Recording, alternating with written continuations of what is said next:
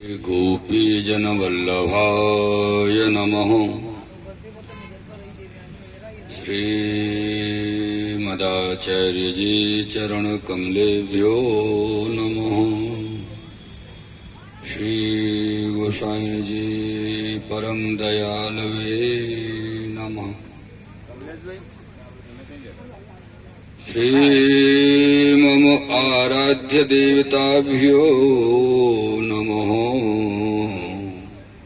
इष्ट देवताभ्यो श्री गोवर्धनाय नमः।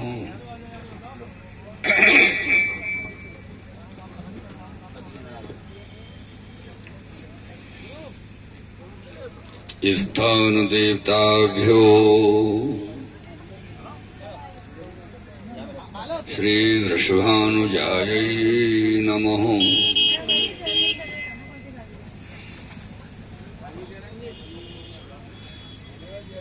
श्री गोवर्धननाथ पादयुगलम् हैयंगवीनो प्रियम् नित्यं श्रीमथुराधिपं सुखकरम् श्रीविठ्ठलेशं मुदा। श्रीमद्द्वारवती सगोकुलपतिः श्रीगोकुलेन्दुं विभुम् श्रीमन्मन्मथमोहनं नटवरम् श्रीबालकृष्णं भजे। प्रभु नंदकुमारो मे स्वामिनी वृषभानुजा। कृतार्थोऽहं कृतार्थोऽहं न संशयः। भक्ताभिलाषाचरितानुसारी दुग्धादिचौर्येण यशोभिसारी। कुमारिता नंदित घोष नारी मम प्रभो श्री गिरिराजधारी। श्री गोकुलपतेर्नित्यम् शुभदं मास्पदं महत्। श्रीवल्लभमते निष्ठं तुर्यपीठं वयं नमः। श्री भागवत भगवान की जय। श्री व्यास जी महाराज की जय हो। श्री सुखदेव जी महाराज की जय हो। श्री परीक्षित जी महाराज की जय। श्री रुक्मणी रमण भगवान की जय हो। श्री राधे रानी की जय। जय श्री राधे, जय जय श्री राधे, जय जय श्री राधे श्याम।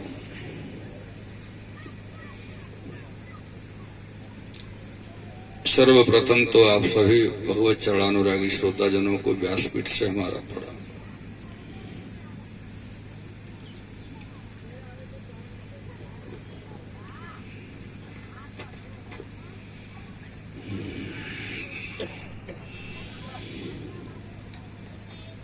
मेरे समस्त श्रोताजन,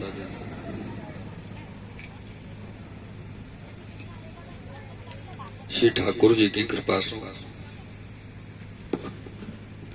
आज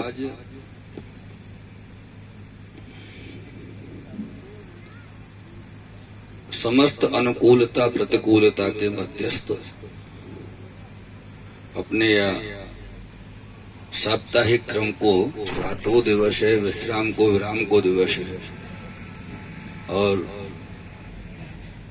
आज श्री सुखदेव जी महाराज श्रीमद् भागवत कथा को विश्राम करेंगे।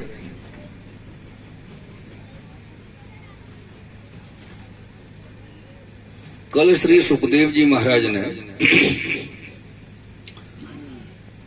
भगवान श्री द्वारकाधीश प्रभु और श्री रुक्मिणी जी के विवाह के प्रसंग पर कथा का विराम किया था और आज आगे की कथा प्रारंभ करते हैं। जब भगवान श्री द्वारकाधीश प्रभु और श्री रुक्मिणी जी का विवाह हुआ, आगे के प्रसंग में समय की अनुकूलता के साथ भगवान के यहाँ प्रथम पुत्र का प्रागट्य हुआ, जन्म हुआ और प्रथम पुत्र के रूप में श्री प्रद्युम्न जी ने भगवान के यहाँ जन्म लिया। इधर एक सम्रासुर नाम का एक दैत्य अपने नगर में रहता था, उसका जो राजधानी थी, उसके यहाँ अचानक अभी प्रद्युम्न जी 2-4 दिन के ही हुए थे, ज्यादा समय उनके जन्म प्रागट्य को हुआ नहीं था। 2-4 दिन का ही समय निकला कि अचानक से नारद जी सम्रासुर के यहाँ पधारे। तो सम्रासुर के यहाँ जैसे नारद जी ने महल में प्रवेश किया तो अचानक से एक स्त्री जो सम्रासुर के यहाँ रसोई बनाने का कार्य किया करती थी, वो स्त्री श्री नारद जी के सामने अचानक से आई और नारद जी को प्रणाम किया। नारद जी महाराज प्रणाम। तो सहज ही श्री नारद जी के मुख से निकल गया सौभाग्यवती भव, उसको सौभाग्यवती का आशीर्वाद दे दिया। वो तो चमक गई, अरे बाप रे, ये नारद जी आपने क्या कर दिया, मुझे सौभाग्यवती का आशीर्वाद कैसे दे दिया, क्यों दे दिया? क्योंकि मेरा तो पति ही नहीं है, मैं तो विधवा हूं। क्यों? आपने मुझे पहचाना नहीं नारद जी, मैं कौन हूं? नारद जी बोले स्मरण नहीं आ रहा है, आप कौन है? तो बोले महाराज मेरा नाम रति है और मेरे पति कामदेव को भगवान शिव ने भस्म कर दिया था, तब से अपना मैं समय यहाँ सम्रासुर के यहाँ रसोई बना करके अपना समय निकाल रही हूँ और यहाँ मैंने अपना नाम बदल लिया है, यहाँ मेरा नाम मायावती है। अब नारद जी के सामने एक धर्म संकट उत्पन्न हो गया कि सौभाग्यवती होने का आशीर्वाद दे दिया, अब नारद जी का आशीर्वाद तो निरर्थक नहीं जावे, इसलिए ख्याल रखनो, अपन को भी ख्याल रखनो। जीवन में कोई भी ब्राह्मण कोई भी स्त्री को अगर आशीर्वाद दे तो वह को देख के सोच के समझ के आशीर्वाद देनो कि अपन को कौन को कैसो आशीर्वाद देनो, ऐसे नहीं। हाँ भैया ठीक है, ब्राह्मण को सदैव कोई के लिए भी आशीर्वाद देनो तो सामने वाले पात्र को पहले समझ लेनो कि पात्र कैसे आशीर्वाद को पात्र है, वह को वाह भांति को आशीर्वाद देना चाहिए। और कोई बेचारो व्यक्ति ऐसा हो कि वह को विवाह ना भयो हो जीवन में, वो को तीर्थ करवे जाए, और बड़ो बूढ़ो व्यक्ति है, वो 60-65 साल को हो, 70 साल को हो, तो वह को पता तो चले नहीं कि विवाहित है क्या विवाहित है, अकेले हो गए तीर्थ में करवे। तो पंडा जी ने फिरोज जी जो वहां के हो तो वहां के हाँ भैया खूब आशीर्वाद है तेरे, खूब वंश फले फूल है तेरे, खूब नाती पोते बन की काय को ऐसे दे रहे हो, मेरे खुद को विवाह ना हो, नाती पोता कहते होंगे भाई। हाँ तो यार यह बात को विचार करके कि हमारो यजमान जो है क्या, जो पात्र सामने जाको हमें आशीर्वाद देना हो वो कैसे पात्र है, वो को विचार के अपन को आशीर्वाद देना हो, ये प्रत्येक ब्राह्मण को ख्याल रखना चाहिए आशीर्वाद देने से पहले।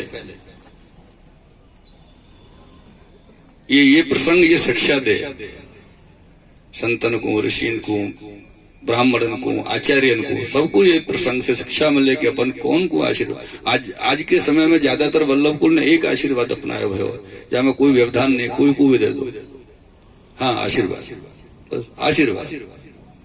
वल्लभ कुल को प्रणाम करो, जैसे दंडवत करो, हाँ आशीर्वाद। अब हमें कुछ पता ही ना कहा आशीर्वाद दियो, आशीर्वाद है बस। अब जो हो जैसा हो अपना ठाकुर जी जाने, तू जाने। तो ऐसी प्रकार से चलो, या तो अपन को सबकी पतो हो नहीं, सामने अपने अचानक कोई आवे, अनजान व्यक्ति आवे, अपन वह को नहीं जाने और अब वो प्रणाम करे तो आशीर्वाद तो अपन को देना ही। तो ऐसा आशीर्वाद दो जहाँ में अपन न फंस जाए क्योंकि नारद जी फंस गए आशीर्वाद देके सौभाग्यवती भव को। तो नारद जी ने कही, रति अब मैंने आशीर्वाद आपको दे दिया सौभाग्यवती का, तो आपके पति को लाने की गारंटी भी मेरी बनती है। आपका पति आपको मिल जाएगा, चिंता ना करो। अब इतनी सामर्थ्य नारद जी में थी शायद, अपन के पास तो है नहीं कि कोई के मरे पति को जिंदा करके ले आवे, तो आशीर्वाद ही सोच समझ के देवे हो। नारद जी तो परम भक्त, परम जो है तत्व के ज्ञाता हैं, त्रिकालदर्शी हैं, सब जाने कहाँ कब क्या हो रहा है। तो श्री नारद जी वहां से आगे बढ़े और आगे बढ़ के सीधे संबरासुर की सभा में प्रवेश किया। जैसे ही संबरासुर की सभा में प्रवेश किया तो संबरासुर ने भी नारद जी को प्रणाम किया, नारद जी प्रणाम। तो नारद जी ने कोई आशीर्वाद नहीं दिया।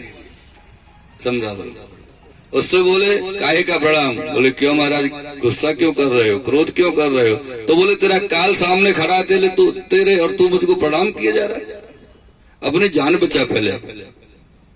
बोले, मेरा काल कहाँ आ गया, मुझे मारने वाला कौन है, मुझे तो कोई मार ही नहीं सकता। तो बोले, द्वारकाधीश का जो प्रथम पुत्र का जन्म हुआ है वो तेरा काल है, तेरी मृत्यु है।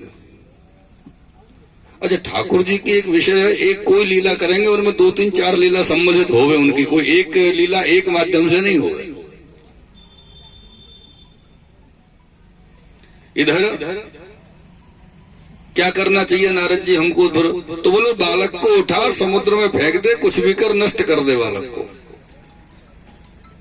ये संबरासुर वेश बदल के द्वारका में प्रवेश किए। वैसे अगर देखा जाए तो द्वारका में किसी का प्रवेश नहीं था, क्योंकि सुदर्शन चक्र रक्षा करते थे।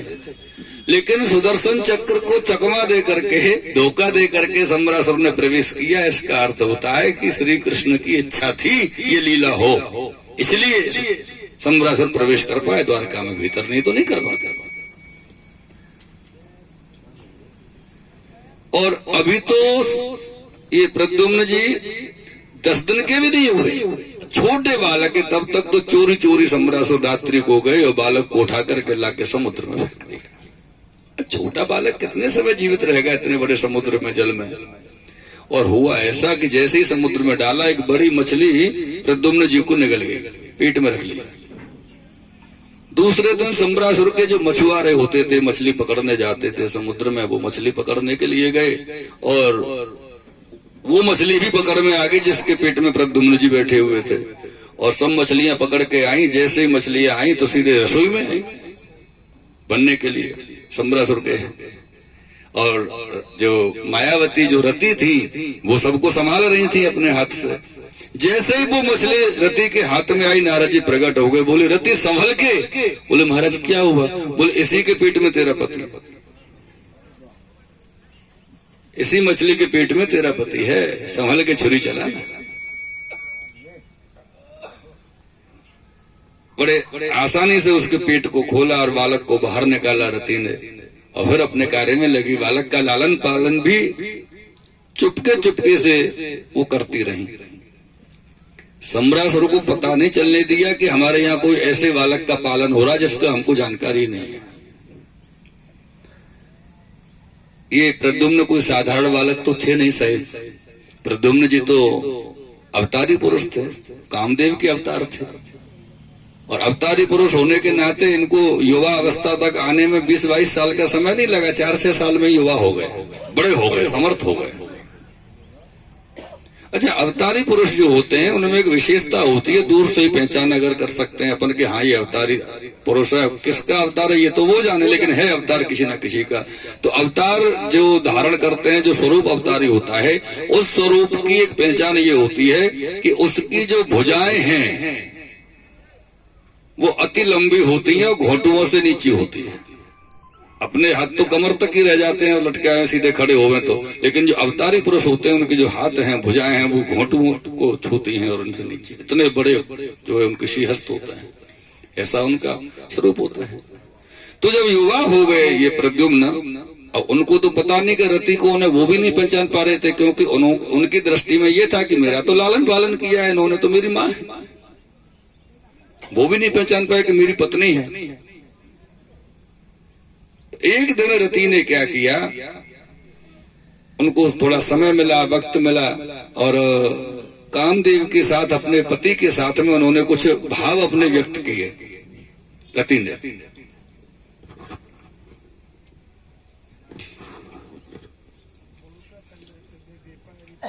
तो